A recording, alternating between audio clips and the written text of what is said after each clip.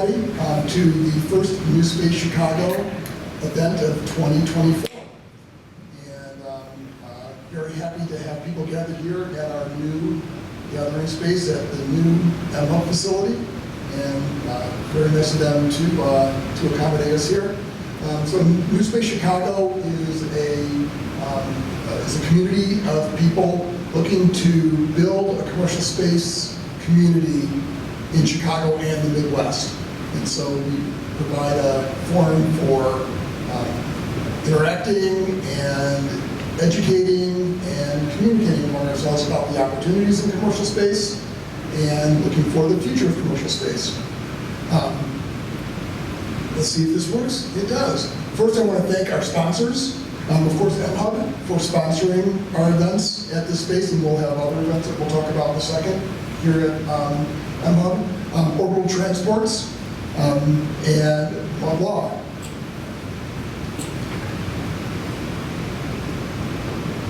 We do have a couple more upcoming events, and they will be located here in the same space here at M-Hub.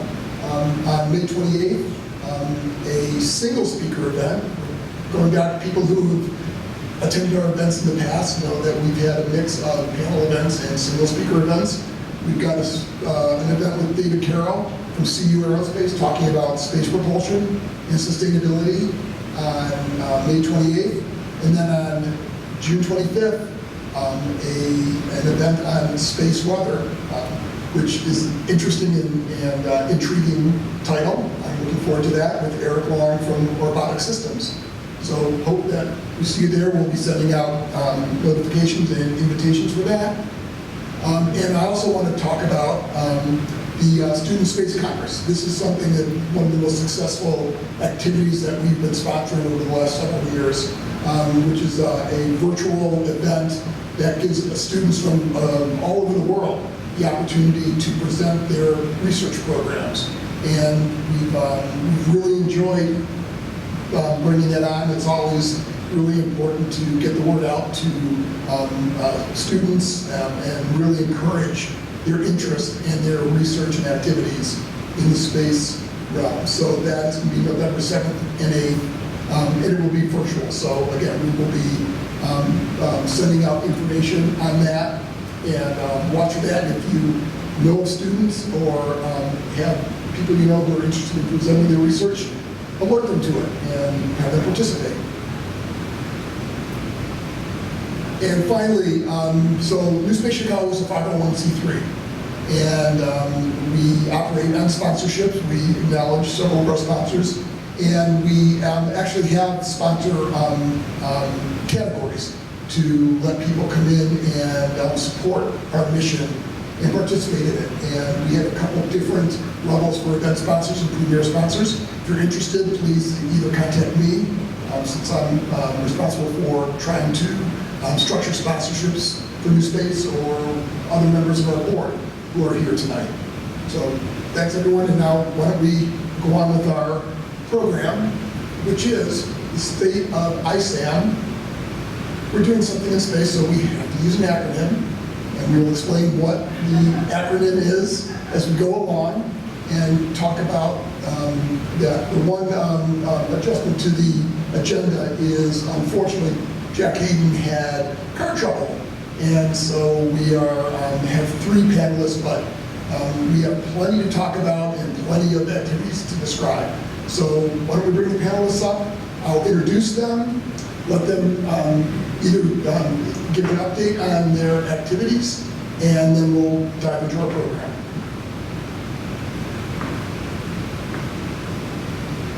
So it's great. We're going to start from the far side. So Troy Morris, who's the co-founder and director of operations for Kall Morris Inc. Troy? All right, hello there. Some of you I got the pleasure to meet beforehand. Like you said, I'm one of the co-founders for KMI. And so my background is not as an engineer, so I'm bringing in instead of a focus on humans. My education is in psychology and human behavior. Really, anything, anywhere we want to go on this earth or otherwise, it's only exciting if humans are there. So my company's focus is on orbital debris removal. Basically think oversimplified tow trucks in space. Got one of the arms that's reflective of something that my team They should have landed by now. NASA aims for some fit and function tests as we go up to the ISS. Also, for those unfamiliar with the space, that's not the ISS. That's the next thing we're going to do. So very excited for this conversation, and I'll pause my comments there. Right. Next, David Hurst, who is not only the founder of NewSpace Chicago, but also the founder and CEO of Orbital Transports. Hi, everybody, and welcome to our first NewSpace Chicago event in the new Hub space. Really excited to be here. I am CEO of Orbital Transports, and we are a space logistics company with the long-term goal of developing the infrastructure to support the emerging in-space economy. That's a really big goal, and we'll talk a little bit about some of the things that are necessary in order to support that. Right now, we support small satellite missions from initial concept all the way through to completed mission. And we also operate the SmallSat catalog, which is a curated digital portal of products and services for the SmallSat industry. So you can think of it as a catalog of Legos for your satellite mission. And our third panelist, Charles Mudd, who is the founder and principal of the Mudd Law Offices. As you might have guessed, I'm not an engineer, but I am an attorney. We've had our firm for 23 years, coming up this October, focusing primarily on internet and technology law, but the last 7 or 8 years have brought us very heavily into the space area, the space sector, and that kind of diverges into 2 areas of the practice. One is representing companies and providing them their needs with space law, although I will say there are those that ask me, space law is a thing, and then when I tell them, yes, it is a thing, but probably about 80% of the law is only space law because it's a space company. It's not anything unique, but it's that other 20% that really gets nuanced and so forth, which I love. And then the other sector, the other part of that is being involved in policy, advocacy, and through a combination of those 2, making sure that everybody plays nice. Thank you all. And now let's introduce our topic and our discussion for the evening. So ISAM, as I promised, I will kind of define that and give a little bit of context for it. So ISAM is in-space servicing, assembly, and manufacturing. It's really the development of space-based infrastructure and logistics support. A lot of the attention in space, and commercial space especially, goes to the launch vehicles. It's obviously very impressive and exciting to see a rocket go up, but the rocket's got to go somewhere. And the payloads that it delivers have to operate in an environment. And ISAM is about how that happens. And when you think about it, it's really the Chicago role. And Chicago is the logistics, one of the logistics and infrastructure hubs of the country. And ISAM is the infrastructure and logistics happening in space. So there's a good reason why Chicago can develop as a center for activities in that area. When you talk about space operations, you talk about transit hubs, you talk about manufacturing centers, you talk about servicing operations. Sound familiar? That's what we're looking at doing there. But the development of an ISAM infrastructure is critical for sustainable and expanding space industrialization. But also for some history. It's not a new activity. Actually, I can speak from personal experience on that. So my master's thesis was on designing an in-orbit orbital transfer vehicle to actually help provide logistics and movement of materials between different places in orbit. And from the gray hairs, that was a while back. And one of my early projects in the aerospace industry was actually the recovery and refurbishment of Hughes 376 communication satellites that had a malfunction coming out of the space shuttle. And that was a servicing operation to go and get those satellites, bring them back, and be able to reuse them. So it's not new, but it's really at an inflection point right now. And so that's what we want to talk about. It's activities in near Earth orbit, and beyond, and they're becoming more complex. And operational economics are becoming more important than ever. So as this space activity proliferates, the commercial opportunities for logistics and infrastructure will explode, well, at least metaphorically. So now's the time for the expansion of ISAM activities into more widespread commercial operations. And that's what we're here to talk about. So that's what we brought the panel together. We've got a great panel to discuss ISAM and the new space economy and the importance of that. And except for Jack, so Jack was going to be our 1M participant because Jack's company supports manufacturing, even though they're kind of a service support organization for manufacturing. But our other panelists are primarily focused on the S, or service aspect of ISAM. But we'll talk about all the various activities. So what I want to start with is something more broad than just the areas that our panelists are involved in. So I'll start and ask, so what do each of you see as some of the most interesting activities or business bets that you see coming over the next few years? They may or may not include the activities your companies are focused on. So Troy, you want to kick us off? Sure, and I will ignore the awesome, amazing things my team is working on because obviously that's the best bet. Additionally, I didn't. You can push that, but I also didn't realize you were involved with the STS-51 mission. Just yesterday, I had the pleasure of speaking with Anna Fisher, the astronaut that actually operated the arm that went and grabbed those satellites. So it's very full circle. I've talked to people on the exec team. And it was 40 years ago this November. So space has been happening for a long time. Like he was just as good looking back then, but we'll have to put a reunion together. So for kind of the business bet, I like to look a little bit down the pipeline. I think it's more exciting, it's more interesting, I'm more likely to be wrong. And I think really where we start to see this being exciting is not in servicing, but where it becomes to the mundane warehouses of space that we have the non-exquisite transfer of goods. So in my mind, it's where it's not an operation of 500 of the smartest humans we can put together to move this small mechanism through one capsule into another capsule and it shoots off somewhere else, but where things are being stocked, stored, traded, if that goes to commodities. I think that's really the point. Maybe not the most profitable, but I think that's where we see it's truly an ecosystem and no longer an experiment, is when we kind of have almost standing warehouses or at least transfer stations in space. Dave, what do you think? So if you are going to do a space mission today, you spend 18 months planning the mission, figuring out how you're going to launch your spacecraft, designing the spacecraft, integrating it with some launch vehicle, designing it to last for some period of time. And it goes into orbit and it does its thing. And if something goes wrong, that's it. There's no way to fix it.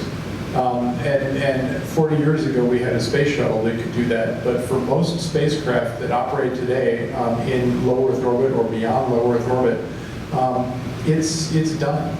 If something goes wrong, you're out of luck.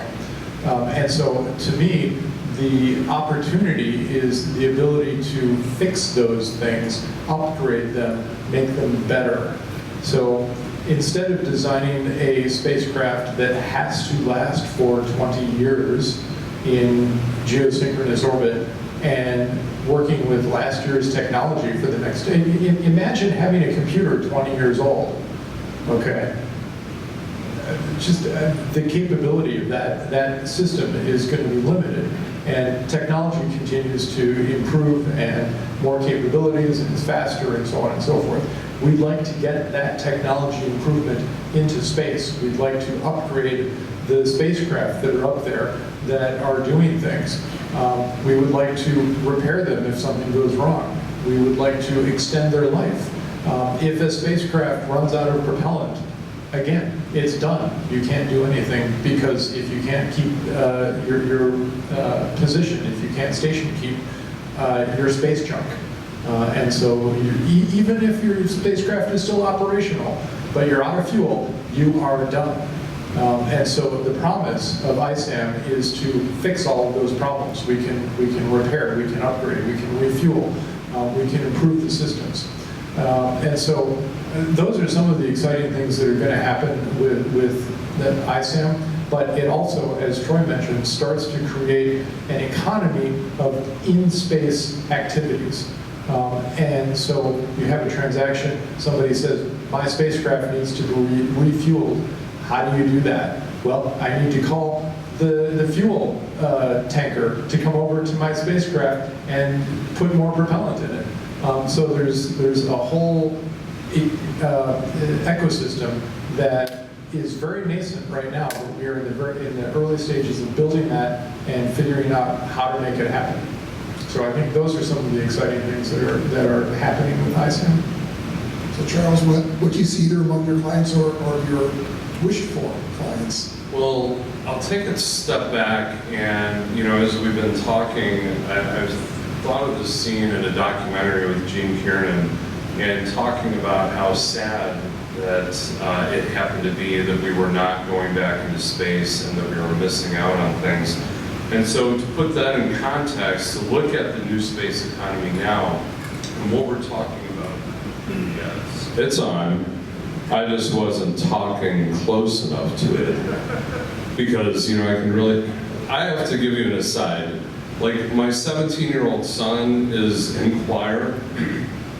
I don't know when he went to a baritone, but he has the deepest voice, more so than me. But anyway, so Gene Kiernan documentary some years ago before his passing was regretting and sad that the U.S. space program had not returned to the moon, and it didn't see that we were going to do that anytime soon.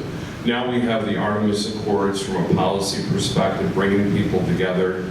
There's definitely the mission to go back to the moon and to use that as kind of a slingshot to eventually perhaps get to and go to Mars, which, people, I know Elon Musk would like to go to Mars first, but I think that there's an importance to making sure that we can get it right again, close enough to home that we can fix that. But also turning to the new space economy, and what we're talking about tonight is we are going back. We are back. And not only is it just governments and the backbone industry, but it's a whole new economy.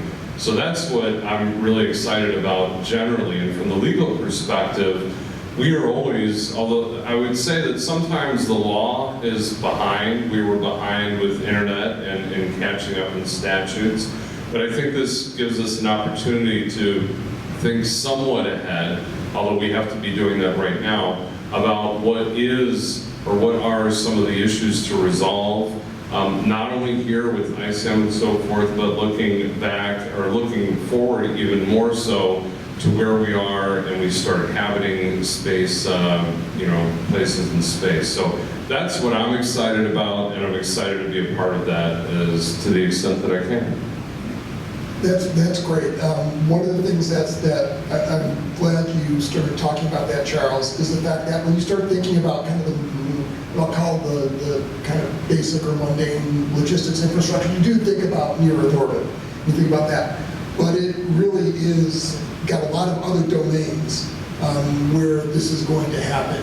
Well, and if I could interrupt really quickly, I think my panelists will agree that, but the thing with near Earth orbit and what we're talking about tonight is essential to make going further actually occur, because you can't necessarily get the amount of fuel that you'd spend to get the trajectory and the launch and so forth from here terrestrially, as opposed to getting to a point where that can occur in orbit is key. So I think that the two really intersect well.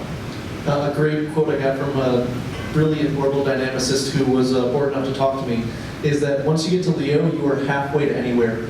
Is that the Earth's gravity well is so impressively difficult between atmosphere, bird strikes, weather, governments, rules.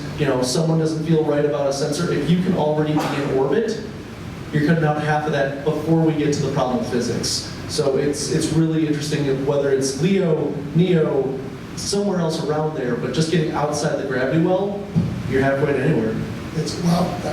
I don't remember much from my early engineering days, but it's 25,000 feet per second to get to orbit, 35,000 to get to escape velocity. So it's actually even more than halfway just to get out of the well. So that's a big step up there. So as I think about how the ISAM ecosystem is going to develop, is there going to be what I call killer apps that we start seeing? Are there going to be domains that are going to be more prevalent in it? And what interdependencies among the various activities do we think are going to drive it? So I'm not sure about the killer app question. It's a great, but the second part really intrigued me when you're talking about preferred places. Is I think back to a lot of terrestrial models, and one of my favorites, especially being here in Chicago, is the railway systems. My wife and I, we love Play Ticket to Ride, and for anyone who's played, you look at it and you're like, okay, I get why this is a city and that's a city. Why is Sault Ste. Marie on there? Some people don't even know how to say it. And I think that's something where, as times change, we've seen in this country, in our short eye blink of an existence, that there'll be paths of interest, and then we just surpass them. So I'm, maybe hopeful that the day comes, and I'm more in the Steve experience level, that it's, people are going to the moon? Okay, that's whatever. It's a 3-day trip in the 60s, but in the future it's shorter. And so it's something that I see that as being leapfrogged by these later pieces. For me, my bet is, again, I think LEO is going to be of such great importance, because if it's not, it makes it a lot harder to get to everywhere else. GEO's great, it has great advantages, the range point's awesome, great little trick of physics, but as we're seeing right now for humans in orbit that have been there for 20 years, a crewed station, you kind of have to start LEO. In my mind, that there's benefits for Artemis around the moon, but that gateway, it is a gateway. It's not the destination. So all the things to St. Louis, not many people stop there anymore. So that's my thoughts on it, that there'll be leapfrogs and beyond. I have a number of thoughts here. First of all, I'd like to point out that SpaceX recently launched, it was just the other day, launched a Falcon 9 with a bunch of Starlink satellites. The notable point about this particular launch is that the booster, the Falcon 9 booster, was launched 20 times. So SpaceX has reached the point where they're reusing their boosters on a regular basis. Those boosters were originally qualified for maybe 10 launches. Now they're thinking maybe 40 launches. And the point is that this is becoming a regular thing. SpaceX has come to the point where they are now launching basically every other day. If they're not putting a rocket on the pad, they're launching a rocket. So we are now at a point where launching into space is an everyday occurrence. And that is a turning point. So I'll just put that out there. The second point is, okay, so we can launch every day. What do you do with that? How do you make that efficient? And how do you make the cost come down? And you need to think about what I refer to as multimodal transportation. So the old analogy is, if I'm going to fly from Chicago to New York, I'm not going to build an airplane for that trip to go from Chicago to New York, fly that airplane to New York, and then dump it in the ocean. Right? That makes space flight, or it makes airline flight extremely expensive. So what the solution is to reuse the aircraft, right? So SpaceX is now at the point where they are reusing rockets on a regular basis. And we'll soon see Starship launching, which will be basically 100% reusable. In my mind, the goal is to optimize that launch from low Earth to LEO. Where do you go in LEO? Low Earth orbit. You want to go to a space station. I like to call it space dock. And that space dock is a multimodal transportation node where you have rockets that are optimized for that launch from the ground to low Earth orbit. They go to the ground, they go to orbit, they transfer their cargo into the space dock, and they go back down to the ground. And they do that reusably, and they do it repeatedly on a regular basis. And then, from space dock, you transfer to another spacecraft to go to other destinations that are further out. And you do that efficiently. We can only do that by having a continuing, persistent presence in space. That means having a facility where you can actually transfer. It means having different kinds of spacecraft that are designed for a particular purpose. So if I want to ship cargo from Chicago, or let's say from Beijing to Chicago, it's going to go on to a cargo ship, a container ship, right? You're going to have a huge container ship that's crossing the ocean. That's going to come into the port of LA or the port of Long Beach. Those containers are going to be unloaded from that ship. That ship's going to go back to China. The containers will then be put on a train. And that train will then travel from the port of Long Beach to Chicago. And then that container will be unloaded from the train and will be put on a truck. And that truck will then go from the train yard to my factory, where it will then be unloaded and I'll do whatever I'm doing. That is multimodal transportation. We're using different kinds of transportation in the most effective and most efficient way. And that is what we need to do for space. And to me, that is the killer app. That actually got right to the crux of what I was thinking about, is that becomes the next, because I do think of actually with the success of SpaceX that launch operations kind of been the first killer app. It's getting ubiquitous and economical enough, but that's the next one, is getting the nodes and being able to move from there. Among the panelists, what do we think of the timeline to get to that type of regular activity and location up there? We've got the ISS right now. That is not what you're thinking of. That's not a logistics hub, I don't believe. Yeah, when do we think we're going to start seeing that, at least in LEO? And then, again, as I talked about domains, when do we can start seeing it in either translunar or lunar orbital areas? And to extend the multimodal analogy, you're right. The ISS is not a logistics hub. It is a research station, and the science is king. So, in fact, NASA frowns very much on anybody who's trying to do anything industrial on the ISS because it interferes with the science. So, we need to have more space stations that are dedicated to particular activities.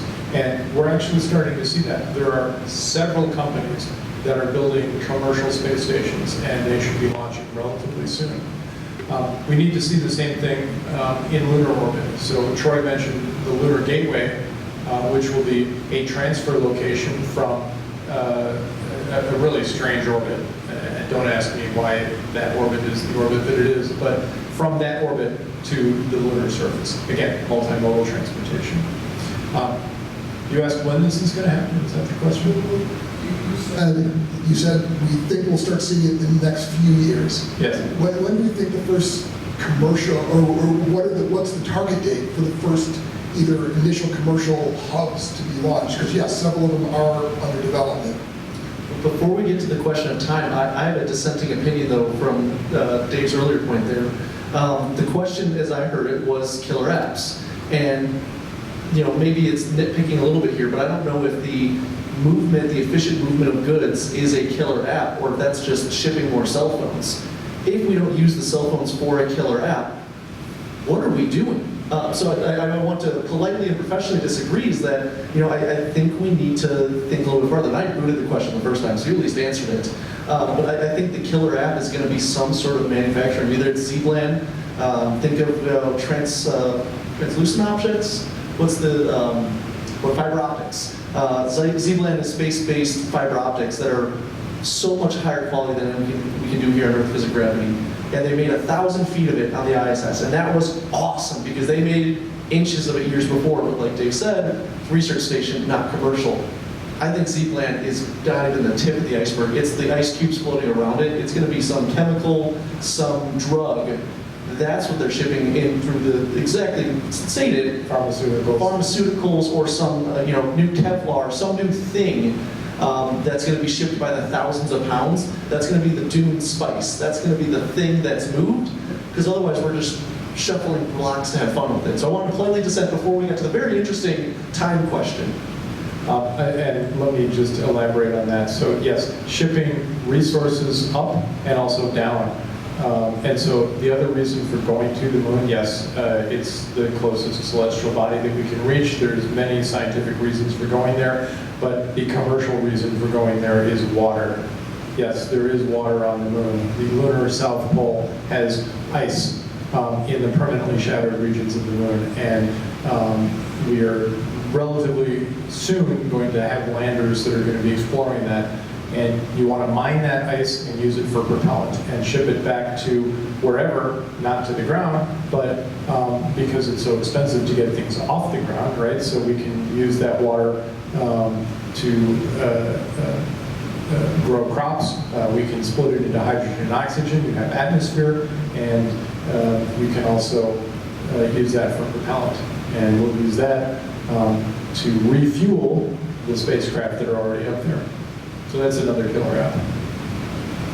So I'm very sympathetic to the observation that the end activity is really the proper definition, but I am also a big believer that you really don't know. You need to make sure that the support infrastructure is there, and things will emerge. And a lot of times you just can't predict it. But I like there are people that are making fiber optics and doing test runs on the space station. So there's a little bit of manufacturing going on there.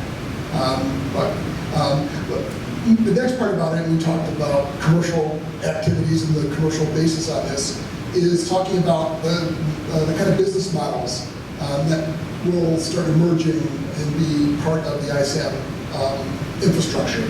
And also, what kind of key legal hurdles have to be overcome. So I'll start with Charles and talk about what needs to be put in place to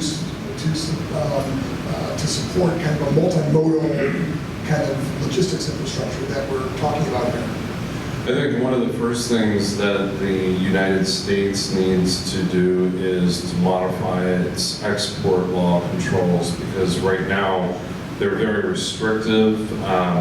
In not only people that are working for companies here in the United States, but to have partnerships outside those borders with companies and other individuals in other countries. So that's one thing that I think is holding the United States back, and so that needs to be adjusted. I mean, certainly the export law controls are there for a reason, and that is to ensure that high technology, particularly, it's ITAR is the high level, the International Traffic in Arms Regulations, which is really a misnomer because it's much broader than just talking about arms. But nonetheless, I mean, that's where kind of the genesis comes from.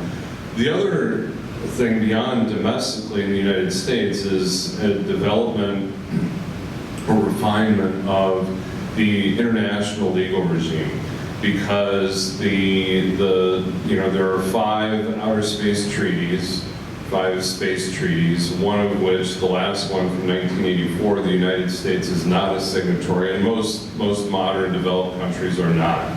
That's the Moon Agreement. You have a disconnect between some of the terms in the Moon Agreement and specific laws in Japan, UAE, Luxembourg, and the United States. And that juxtaposition is, we want to be able to own what we mine, talking about we're taking water or regolith, whatever the case may be. I had an astrophysicist friend email me some years back and said, if I have identified an asteroid that has about $1 trillion worth of minerals that I can detect using the spectrum, how do I own that? How do I claim ownership? And I went off on a little research assignment for that, and it's really interesting that relates back then to the laws of the sea, law of fines, and the gist of it is, you gotta get there. You gotta be able to put a flag on it and claim it as your own. And so he went on to other projects, because that's not gonna happen anytime soon with that particular thing. But so there's a disconnect between some laws and the Moon Agreement. But the point that I mentioned, bringing up the treaties, is even with the Moon Agreement, that's 40 years since we've had a space treaty, and we're not likely to get another United Nations space treaty. There have been directives, they have been non-obligatory aspects. We do have the Artemis Accords, which is really the United States' effort to modernize the Outer Space Treaty. So we really need to look at that in a broad scope, and we don't have the time to do that. But more specifically, to your point, we need to address terms of jurisdiction.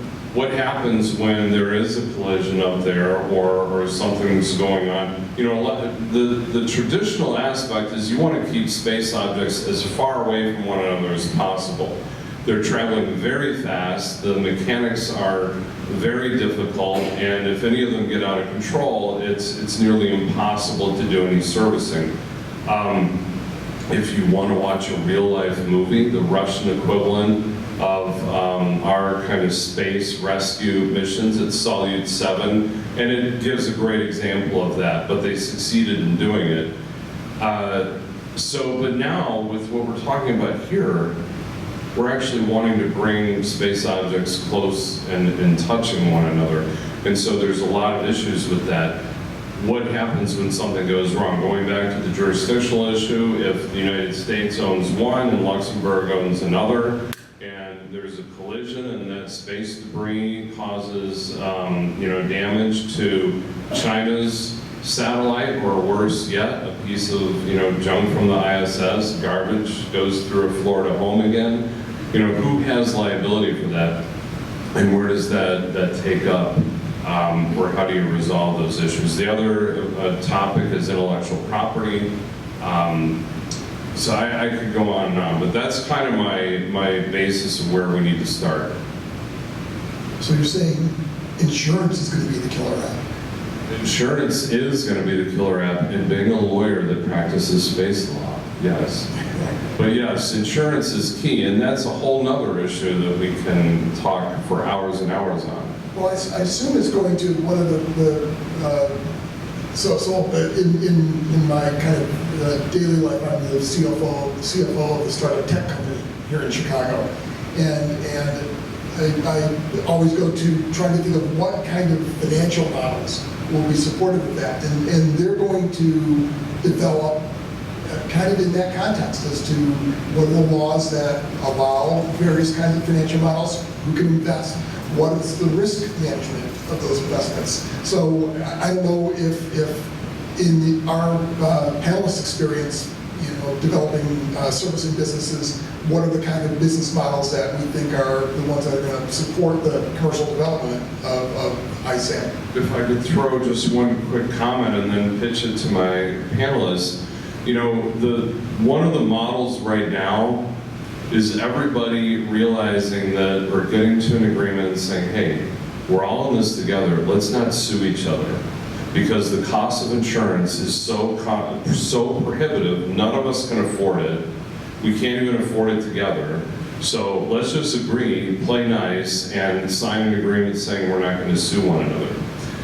And when you think about the implications of that, do you want to invest that much money and trust these other companies and not have a backfall to insurance? Or let's say you don't have the insurance, but it's Dave, not that it would be him, but that something goes wrong, but you sign an agreement that you agree you're not going to sue them. So how do we get to the business models that address all that?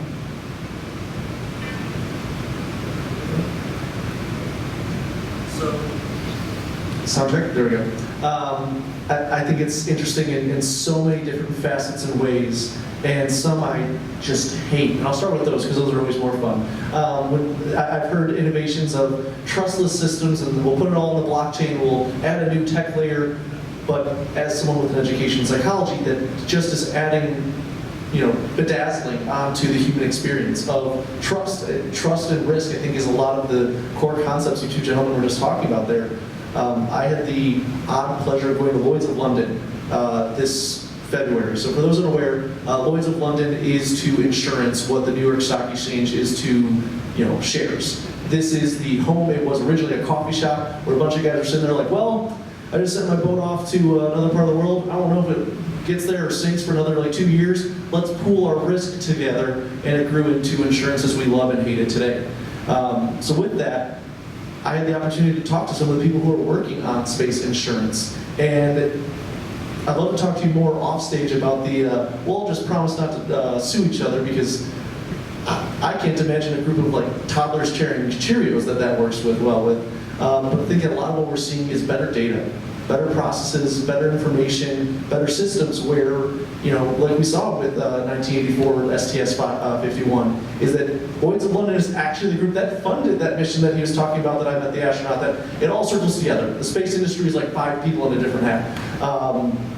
But it's something that I think as we have these new offerings like Dave's been talking about, of being able to upgrade a system, that it changes the insurance scenario where it no longer is $1 billion that, you know, would wipe out the gains of the last 5 years, but it starts to become something that is economically feasible of, okay, there was this nudge, there was this collision, we can replace some of the components involved, we can move some of the debris before it causes this later issue. I think that's where you start to see the business models actually close and grow, is that there is a variety of options. I think, you know, to take in a more game theory way, if you give prisoners, in the prisoner's dilemma, 2 options, you can have a pretty predictable set of outcomes. Once you start getting a 3rd, 4th, 5th, the mathematical modeling is mind-boggling, because humans are 1, creative, 2, liars, and 3, they do actually like working together. So if you can have varieties of options where they can save face, save their company, and still somehow win, I think that's where we start to see the biggest success of, okay, we'll sign this agreement to not sue today, but we're going to do this, this, this, this, and that's where it gets really creative. When it's not, you know, A-B steps, when we start getting to those math equations that make my head hurt, that's where I think we really start to see this coming together in business models, is there's these options that we do not have today. I'm going to go kind of back to basics. The business model is services for a fee. Pretty straightforward, but let me give you an example here. So if I'm launching a satellite, today, 90% of the mass of that satellite is propellant, which means I have to have a launch vehicle that can put that much propellant into space. And I'm paying for that mass that's being launched into space, which is going to be expendable. I would much prefer to launch a spacecraft with no propellant in it. I can use that mass budget for more functionality, for more capability, for bigger antenna, whatever.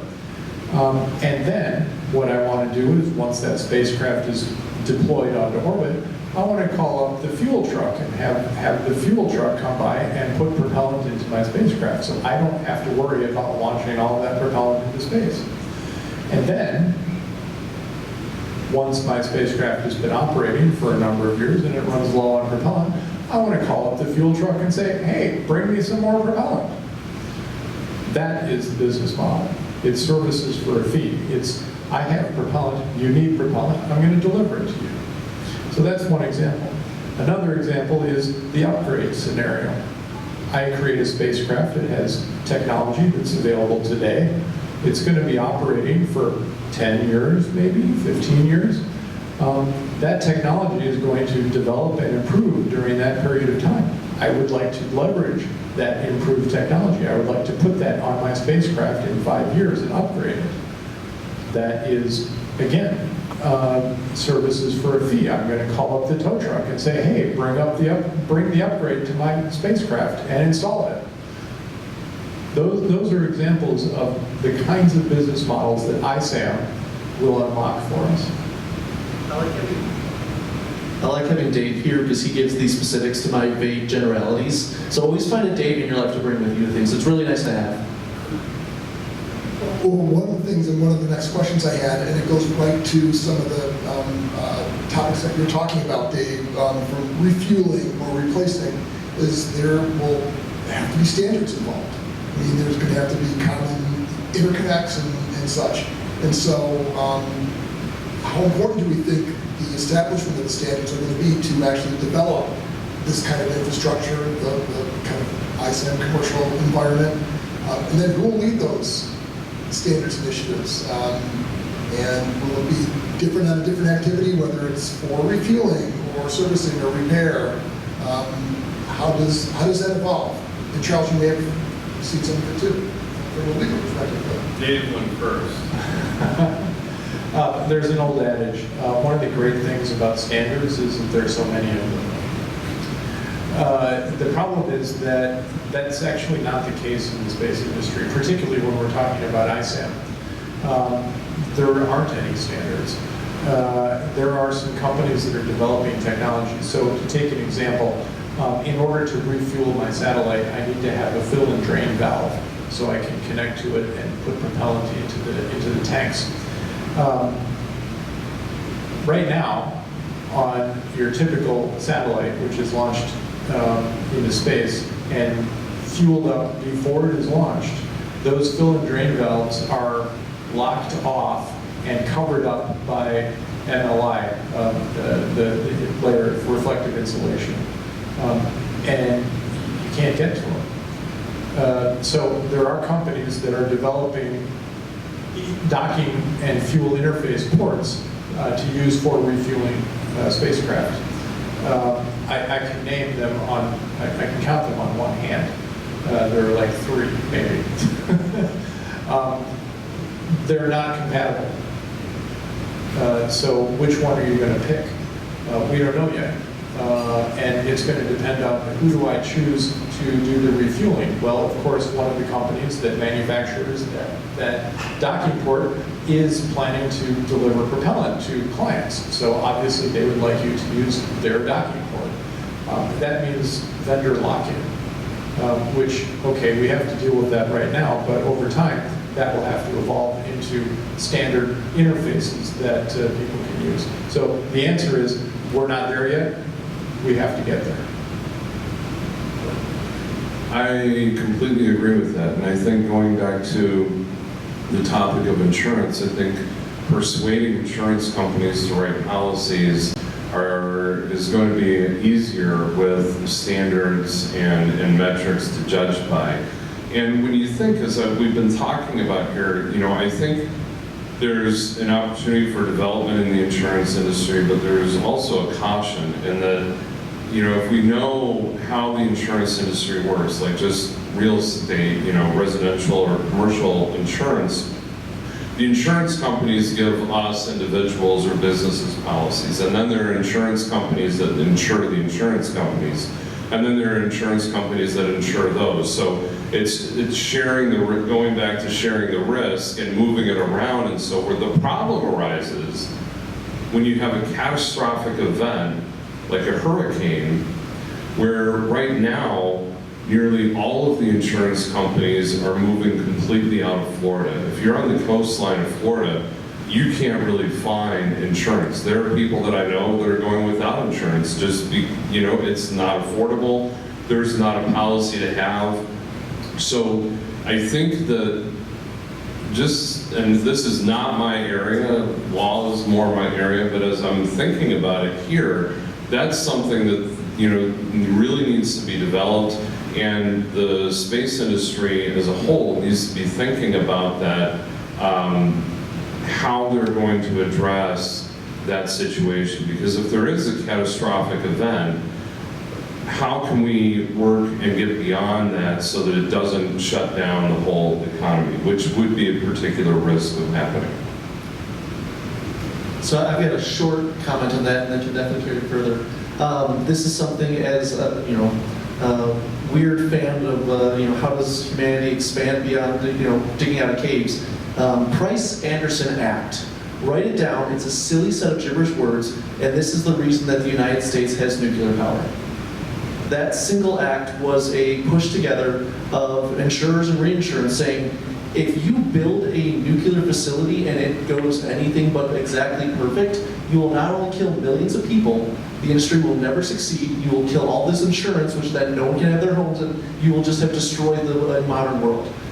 And people are like, okay, that's a bad idea, but also nuclear energy is really efficient. And so they came together with the idea of insurance will back to a point. And that's what the Price-Anderson Act is working on, of the United States government would support, after a certain point, and I don't remember if it's scaled since when it started, that any coverage, any damages beyond that point, the U.S. taxpayer has that, and they have the whole wealth and government of Fort Knox and all the soldiers around it to say, yeah, people are going to pay up. And so I'm not a modern policy expert, I'm more a historical fan, but I think that's something that might be necessary as we see these stations, like the one pictured here. I can't imagine the reinsurance stack. My wife works in corporate insurance, so I've learned these terms over dinner. I can't imagine the reinsurance stack to truly cover that if you had even the smallest of oopsies, let alone a fatality event of that scale with the science and the production. If something's producing $1 billion of chemical drugs a day and someone dies and it's the fault of, you'll take down GDPs of entire nations. So that's my fun little bit of homework for those playing along at home. But I think that's something that we look for that helps support from it. You're exactly you said, the insurance industry is risk averse and profit seeking to a point. Hurricanes ain't worth it. We have to make sure space doesn't become that. Dave, sorry, I stole the thunder, go for it. So there was a satellite, and I'm afraid I don't have the specifics this time, but it failed, and I think it was on launch, and the insurance claims were like in the billions of dollars, which has put a serious damper on insurance in the space industry for a couple of years while the insurance companies recoup those costs. That we can't support that. We have to have space missions which are less expensive and hence easier to insure. And ISAM will support that, will enable that. That's a great point for a mission I can't remember the name of because it will never leave this planet. OSAM-1. And I said OSAM with an O at the beginning because this was a NASA project that is now mothballed at NASA Goddard that was before the ISAM term. The United States government went with on-orbit servicing, assembly, and manufacturing. That mission up until a couple months ago was still 11 or 12 years running, trying to develop out this exquisite, highly expensive system, and eventually they called it quits. This is too expensive, it's too big, technology has outpaced it, but exactly to Dave's points, if we're building exquisite satellites to go do a dozen Swiss Army things and it's going to be absolutely perfect and it's going to last for 35 years and also you're never going to have to recharge it, that's expensive. And if there's a small problem because rockets go boom, you've now set the industry back decades. So I'm a huge fan of this proponent for non-exquisite satellites. Let's build economical spacecraft, let's build efficiency and safety, but we can't go with the idea that every single piece has to be built to withstand, a apocalypse. It's not the way that we ever roll out automobiles or airplanes. They are survived for the reasonable risks that you would reasonably expect in reasonable operation. I just want to digress for a moment about the OSAM-1 mission. Troy is absolutely right. This is a mission that has been under development for a decade or more, a long time.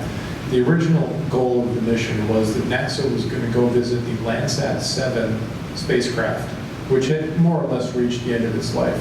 It was not designed for servicing. And so they spent a long time developing very specialized technologies to go to the Landsat 7 spacecraft, cut up the MLI around the fill and drain ports, extract the existing fill and drain ports, replace them with a valve that you could then use for refueling.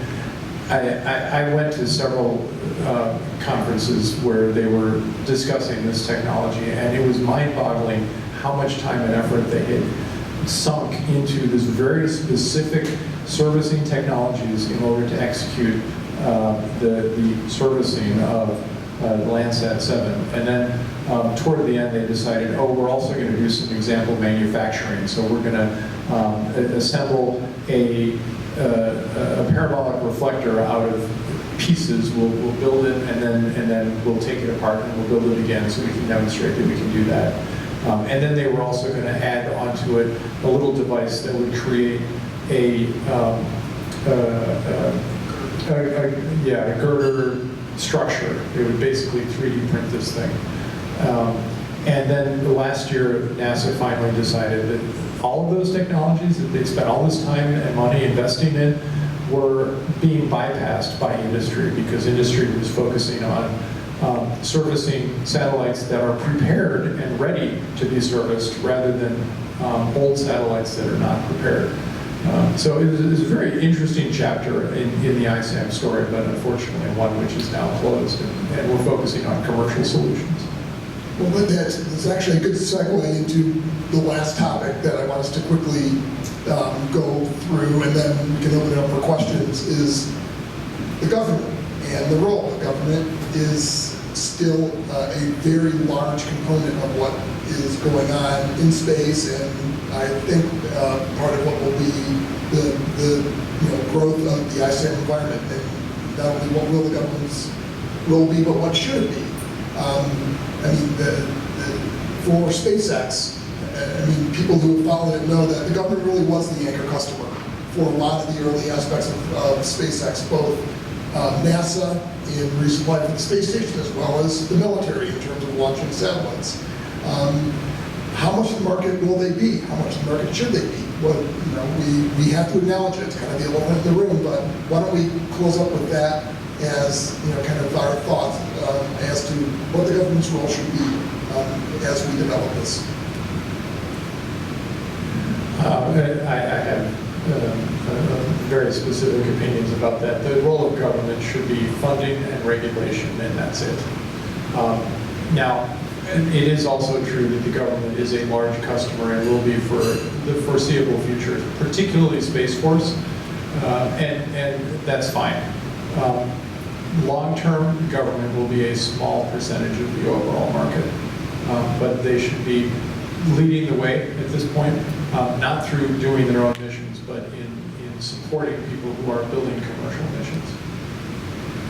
So if this was a podcast, I feel you have to disclaim if you have attachments.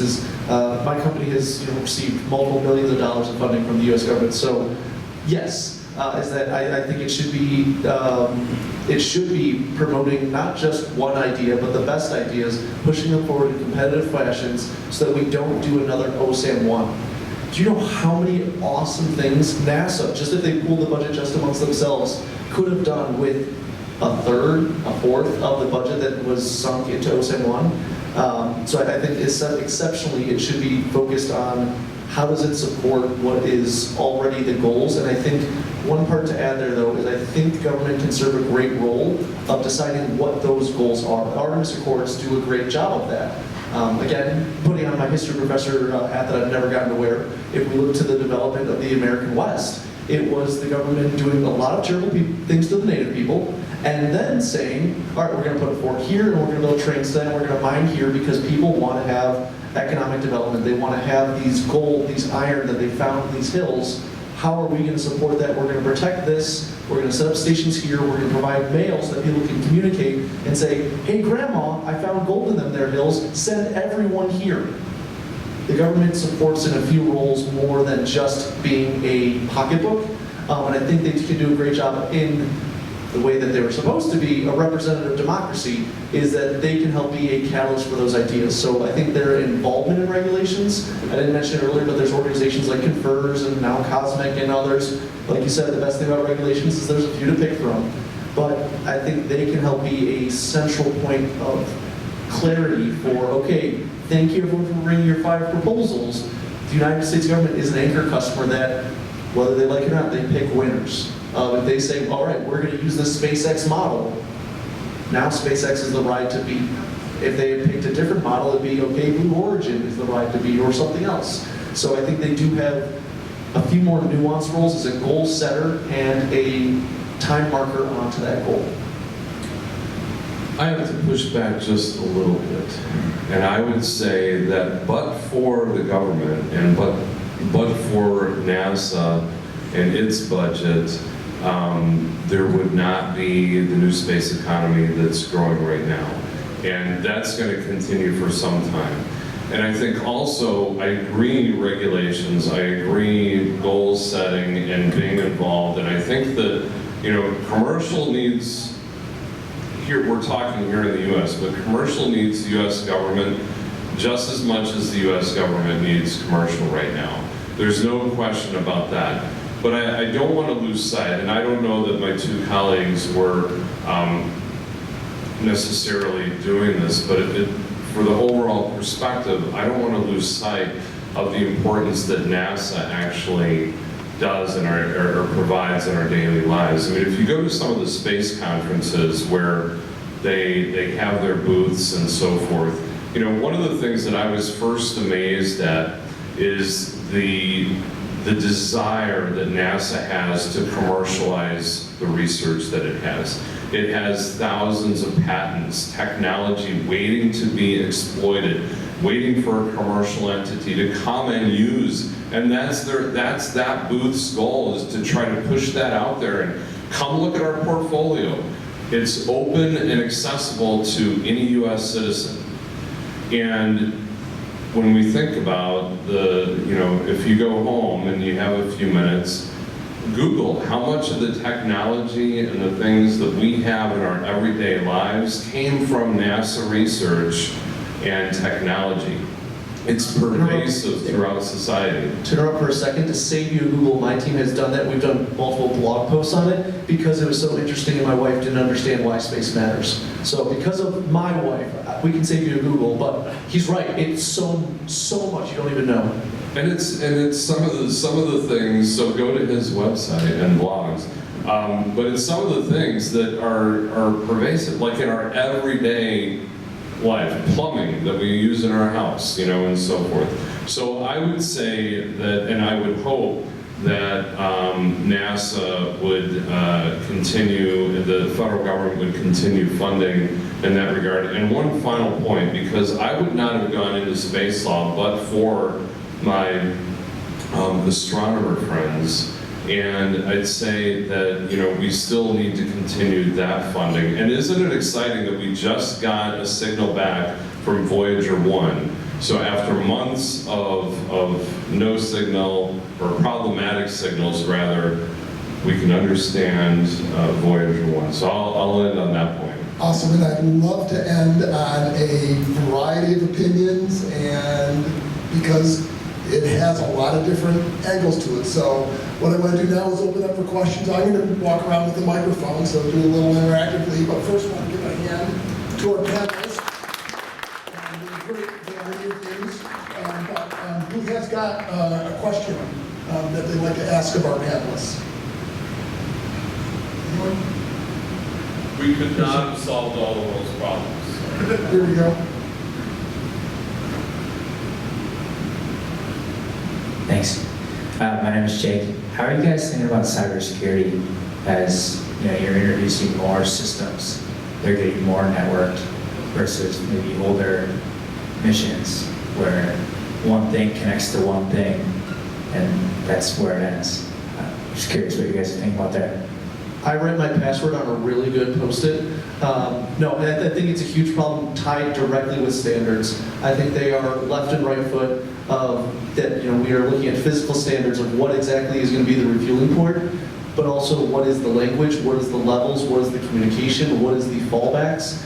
I'm not even the beginning steps of a cybersecurity expert in my own house, but it's something that I think will unfortunately have more failures or more regulations before it gets better. I don't see a lot of drive to do the necessary hard steps because they're hard and expensive, and cybersecurity is one of those great things like IT.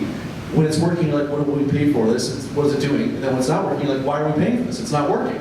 So it's a terrible double-edged sword. It's a critical component, and I do know that NASA perceives it as such.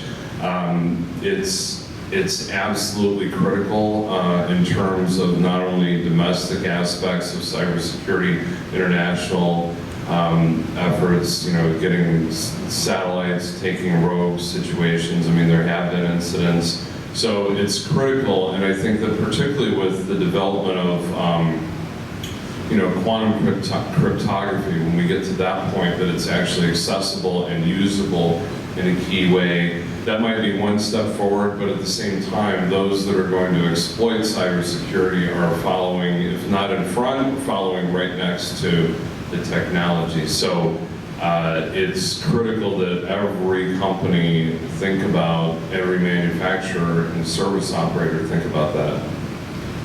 Just to the point about quantum security, there's a company called Q Secure, spelled QU Secure. that has developed quantum encryption technology that basically plugs into your network stack. And so you just need to plug it in, and then you're using quantum security. Yes, to both points.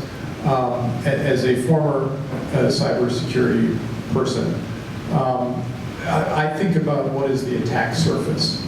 And the reason why I got out of cybersecurity is because the attack surface is large, and the attackers only need to find one way in.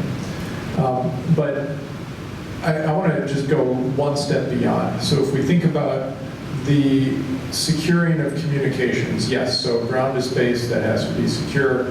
The communications between satellites and constellations, all of that has to be secure. Fine, whatever.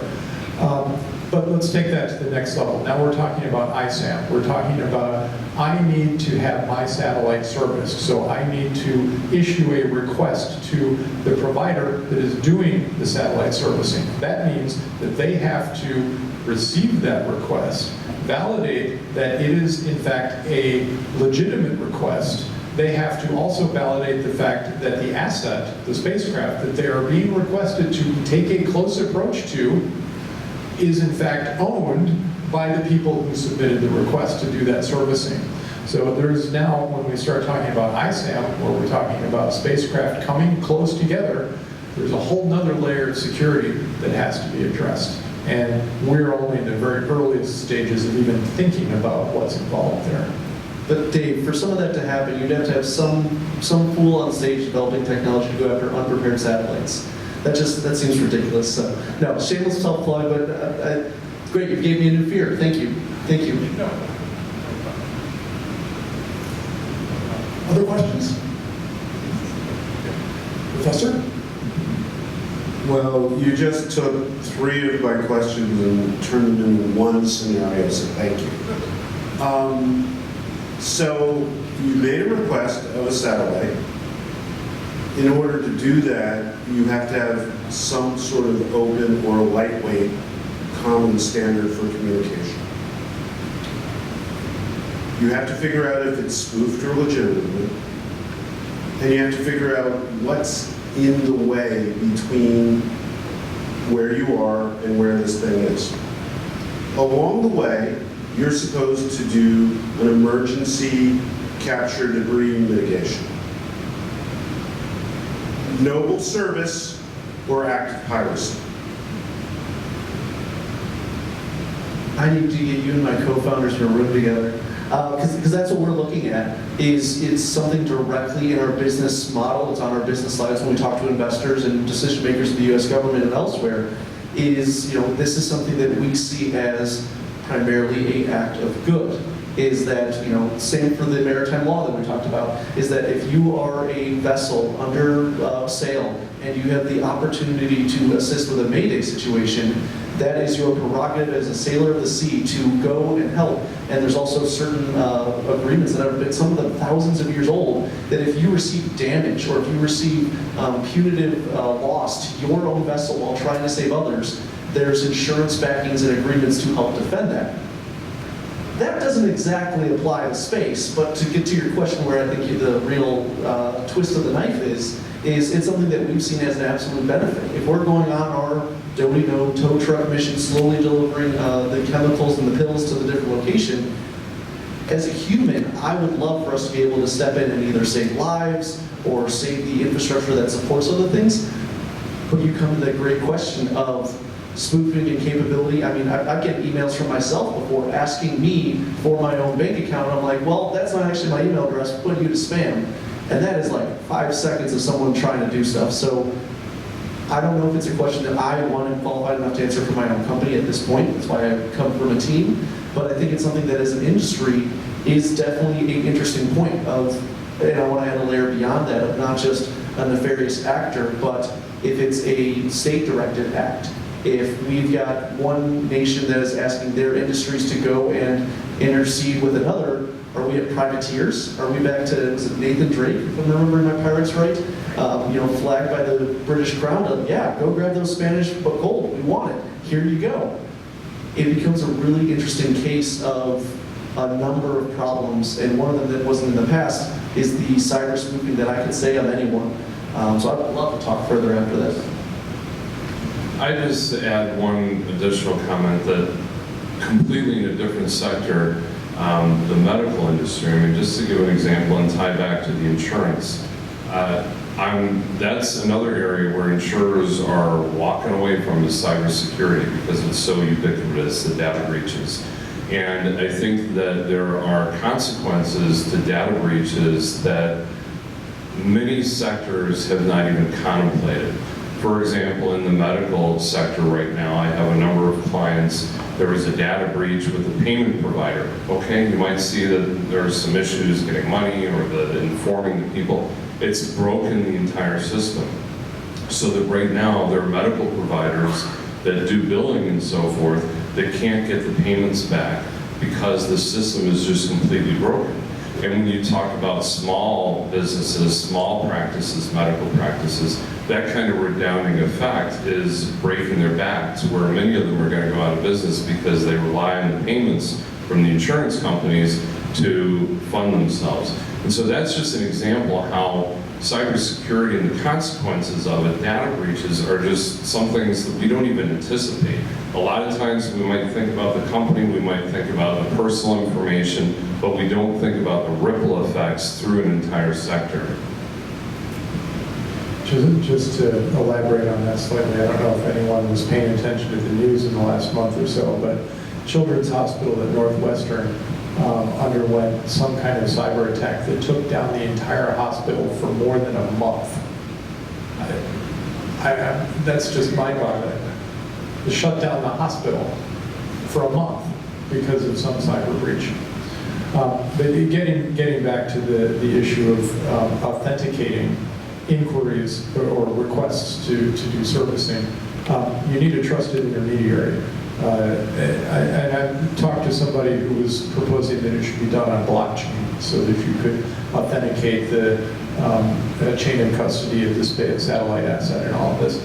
I have my own opinions about blockchain, but you do need to have that kind of trusted intermediary who can authenticate the requests, authenticate the asset, authenticate the ownership, and then when Troy receives the request to deorbit a particular piece of space junk, he can depend on the fact that that is actually a legitimate request and that the Russians are not going to come after him because he's deorbiting an old Russian booster and they're like, oh wait, that's mine, what are you doing? Hi, I just have a quick question. You guys didn't address the thing about like how soon is this going to happen? The thing that I know from my experience with software and how things have changed in the last 40 years that I've been working with it is that without standards, it's not going to happen anytime soon, right? I mean, this whole idea of multiple big companies in multiple countries and different standards of equipment being serviced in space, right? That whole idea, you have to have the standards first, right? Is anyone even looking into that? That's what I was wondering. Is anyone looking into the standards? Yeah, I mean, are they working We have to together? develop the technologies first. But you've given me an opening to plug one of our activities, which is that the Space Force had this program called Orbital Prime, which was focused on developing various technologies for on-orbit servicing. And they funded a whole bunch of companies. You were one of them, weren't you? Yeah. Which was great. And so now we have all of these companies that have developed particular technologies. And it was described to me as, we have a bag of tools on the table. What do we do with those tools? So How do you pick the best one, right? right. So our proposal, well, and they're separate tools. So we've been talking with Space Force about putting together a demonstration mission that would essentially integrate a bunch of these different capabilities into a single spacecraft. So it's going to be an arm for grabbing the spacecraft. It's going to be a vision system for observing the spacecraft as you approach. It's going to be software for doing the remote proximity the rendezvous and proximity operations. All of these things will be integrated together into a single mission, and we'll make basically a simulated servicing mission where we'll demonstrate a servicing spacecraft and a client spacecraft that will approach each other and work out these technologies so that we can show this is an actual capability that people can use. It's not just a bag of tools, but what do you do with them? How do you use it? How do you do something useful? So is that what you got from NASA? That Space Force. Space Force, okay. So to poke fun at you, mostly because I know all of this and I have the ability to think there, are you just going to go after Landsat 7? Are you going to be OSAM 2? I'm kidding. But no, I think your question that we didn't address earlier, because I was wonderfully rude and I interrupted for some discussion up here, is timelines. There's 3 timelines that I made claim to during my lifetime. 4 that have made claim to my lifetime, and I'll share all 4 of them with you right here. 1, that I'll be married by 25. That did not happen. 2, that by 2050 we would see American highways or interstates that were operating as driverless only, just the same way that you have to have certain safety capabilities to be on the highway. We'll see if that comes true. 3, by 2027 we're going to see functional ISAM technologies. Now, does that mean that we're moving 1 million kilograms of some material? No, but we're at the point where it's no longer just a demonstration of capability, but we're actually producing something in the beginning stages. And 4th, by 2030, I should have put these in chronology, by 2030 is when I think we start to see it at scale. So I think that for all the work I do, my team does, my colleagues do for developing standards, it means nothing if we don't hold ourselves to a standard ourselves, and one of those best standards is timescale. So 2027 is getting a lot closer. I know my company's working what we can to develop our S of ISAM, but it's also trying to pull, kicking and screaming some parts of the industry and decision makers of this can't wait forever, because then it's suddenly, oh, we just went to the moon just a little bit ago. That was just a generation or 2. So we can't let the 40 years ago mission for capturing a satellite be the last time we did something cool in space. So those are my timelines. Check? Yeah, okay. I would agree with 2027. That's reasonable, and that's about the time frame that we're talking about for our demonstration mission. I was guessing after my conversations in LA when I was at the Space Expo, we were talking like that, but it just seems kind of unrealistic that everything's moving in the same direction, the same. Okay, Getting everybody to move in the same direction at the same time helps. Yes. so let's get one final question if we've got one in the audience. And then we can do a little bit more mingling. Thank you. So just for a bit of background on me, so I graduated from the University of Michigan in 2023 with a master's in aerospace engineering. Go Blue, yeah. But a lot of the conversation, especially as a student, is that after you graduate, you're gonna end up in California, Texas, Washington, DC, Florida, never Chicago. So one thing I really want to ask you all is, what does the ecosystem look like for like all this cool innovation that you guys are talking about actually in Chicago? Because I just love to hear about like what's going on locally and what that looks like. You've given me a great opening to plug NewSpace Chicago. The actual ecosystem for space in Chicago is us. You're looking at it. And there's a few people over there and so forth who are also involved. But there are strong reasons why there should be a space industry in Chicago, particularly for in-space manufacturing and our orbit servicing and so forth. We are a technological powerhouse. M-Hub is a good example of that. There are plenty of highly educated technical people in Chicago. We are a financial center, a global financial center. We are a national transportation hub. There are all of these pieces that make sense for why things should happen in Chicago. To my mind, there are a couple of reasons why that is not the case. One is there's no launch industry here. The launch industry is basically Florida and Southern California. But when we're talking about building satellites, doing in-space manufacturing and so forth, none of that matters. I mean, the launch industry doesn't matter. I can ship my spacecraft to Florida and launch it. That doesn't matter. And now I lost the thread. Workforce development, sure. I mean, we have world-class universities and research institutions here. It would be a terrific topic for another discussion. It could, absolutely. I suffer from a lack of imagination. I appreciate hearing. I would go. We started the discussion off with getting the nails on the start. What else is there? That's right. Yeah. Now I remember where I was going with this.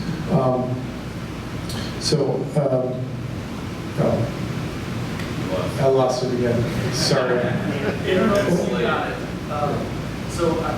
I had the pleasure of, just before this event, I was over at St. Ignatius College Prep talking to their first robotics team. They just sent 23 young scholars to Houston to compete in robotics, and that is absolutely fantastic because that's where you start to grow and keep in that area.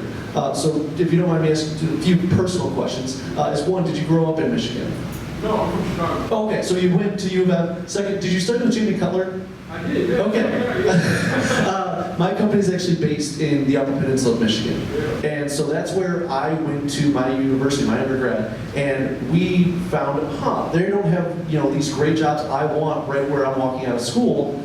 So we went and we worked elsewhere. And then my other co-founders, they made it back and they built the jobs that they wish they had. We're now employing 17 people, most of them in the state of Michigan, most of them in the UP, which is a very rare fact. And I'm like, cool guys, that's great. Do you know it takes like another 6 hours to get to the UP from Chicago, a real city? And so that's why I still live here. So I think the point of it is, it's very easy to ask, well, why isn't someone else doing it? And it's a lot harder to look at yourself and say, why am I not doing it?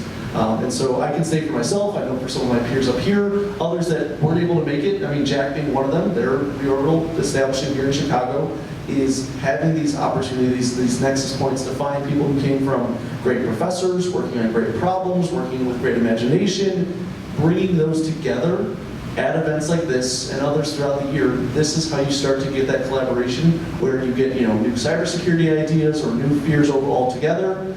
This is where you start to coalesce. We are epicenter between amazing manufacturing locations, amazing manufacturing schools. The future's leader for the United States Space Force is at Concordia University, like 40 minutes away. So it's something that, DIU, Defense Innovation Unit, has an office here in Chicago. The US, I can continue. I think one of our issues, if we're going to put this into an actual ask, is we're finding each other slowly. We'll build that. But does the state even know we're here? To push a little push and shove, Governor Whitmer for the state of Michigan just this week announced the Office of Defense Aerospace Innovation, a dedicated office focused on this with a retired, I think, colonel that I'm getting a meeting with. Where are we seeing that here? Where are we seeing that we're going to stand against others? It's unfortunate that Jack couldn't be here because this is actually one of the things that he has been pushing, which is that there should be a space industry supported by the state of Illinois. And he's put together a whole bunch of information that he wants to push to the governor and the city and so forth. And we wholeheartedly support all of that. When I started NewSpace Chicago, 8 years ago, something like that. It's longer ago than that now, if you talked about space, any of the things that we talked about here, to anyone in Chicago, they would look at you cross-eyed and go, isn't that science fiction? If you went to Florida, Houston, Southern California, it would be a no-brainer. They're like, yes, of course, that's happening. And so it's a matter of raising the awareness that, yes, this stuff is happening. There are amazing things going on 300 miles over our head. And we can be a part of that. And that really is what NewSpace Chicago is all about, is building that community, building that awareness, and making it happen right here. And I'll end this with saying success will drive that. That's what happened in Chicago in the mobile phone industry. And you find some success and it just builds on that. And that's part of our community, is to find the initial green shoots and get success and push from there. So with that, why don't we end the panel for the evening? Thanks again for everyone's participation. And we will see you next month, I think May 28th. Is that the date? I have to look back on it. Look for the announcements. It's toward the end of May, but we'll see you back here for our next step. Thanks for attending.